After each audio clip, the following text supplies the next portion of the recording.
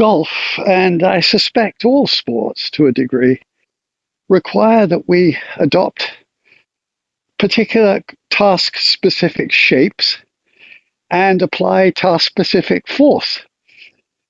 And the shapes that are particularly interesting can be sort of separated out into two categories. The swinging components are the shoulder yoke, the arms, and the club. Now, you could make the argument that it's just the arms and club, but the shoulders are integral to them and a variability. The other component category is the body, which applies control for location, attitude, and of course the application of force. So back to the shoulders.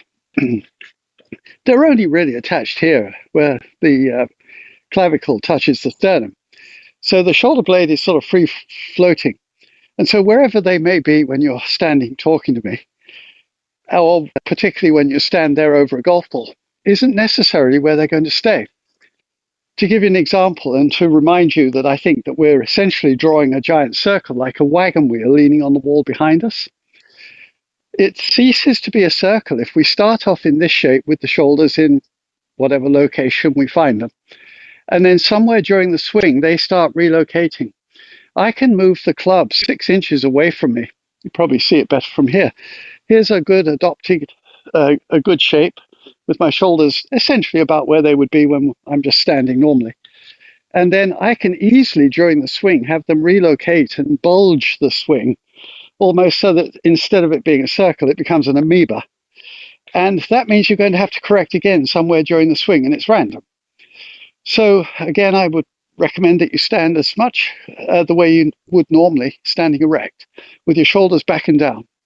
And then extend the arms out in front of you, prepare, I like you to bias, and then rectify the location of the club, square it up, and then tip over. But be very mindful that you don't want your shoulders to change. And then very importantly is you start the preparation to actually get to the ground, waggle and fire.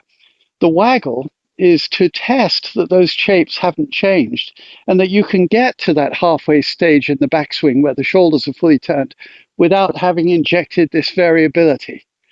And it will clean up that circle and make it more reliable.